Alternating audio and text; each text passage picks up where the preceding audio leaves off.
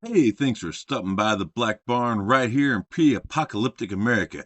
On this week's Brilliant Tidbit, I look at some truly bizarre riots. So stick around, because it's about to get weird. I'm Alan Brill. Welcome to Brilliant, a podcast from the mind of Brill. Warning, it gets dark in here.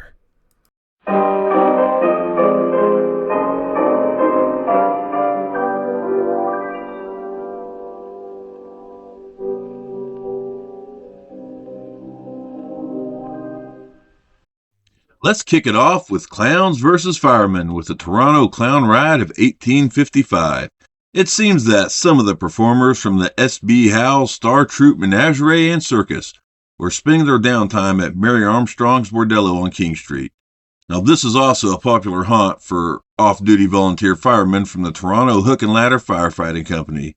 Now, at some point during the evening, a clown and a firefighter became engaged in a heated argument. Well, this led to an all-out brawl that spilled out into the Toronto streets, with the clowns soundly beating the firefighters. Now, the firefighters were forced to retreat, but the very next day, an unruly mob turned up at the circus on Fairgreen, demanding the circus turn over a clown named Myers, which is a lousy clown name. The angry crowd shouted abuse, hurled stones, and set fire to the circus wagons, causing the alarm of fire to be sounded. When the boys from the Toronto Hook and Ladder Firefighting Company arrived on the scene, however, rather than put out the blaze, they joined the riot, destroying circus property and wreaking havoc. The police arrived, but like the firemen, they did nothing to stop the riot. You see, they also were members of the city's Protestant Orange Order and gave the firemen free rein to take revenge. Finally, the mayor of Toronto called out an armed militia to stop the riot. Now, in New York City in 1922, the cause of a major riot was straw hats. In the early years of the 20th century, the light straw boater was a very popular hat for men to wear in the summer. Tradition was that these hats should not be worn after September 15th, which became known as Felt Hat Day. It then became a tradition that anyone caught wearing a straw boater after September 15th would have it snatched off their head. Sometimes the crown of the hat would be punched out. In 1910, the Pittsburgh Press newspaper warned that although it was socially acceptable to wreck a friend's hat, it was, quote, not right for a stranger to do so, as that goes beyond the bounds of fun, end quote. Now, on September 13th in 1922, a gang of youths in the Mulberry Bend area of Manhattan in New York apparently couldn't wait 2 days until Felt Hat Day and started snatching straw hats from local factory workers and stomping on them. Then they made the mistake of doing the same thing with the dock workers. Now, the dock workers took offense to this and started fighting back, igniting a massive brawl. It brought traffic on Manhattan Bridge to a halt. It was eventually broken up by police. The New York Times printed it was, quote, the undeniable right of a man to wear a straw hat in a snowstorm if he so desires. It went on to warn jail terms or assault charges await rioters if such behavior does not cease. Now, despite the newspaper's protestation, all that happened was that the gangs turned their attention to the Upper East Side, where they roamed the streets, destroying hats.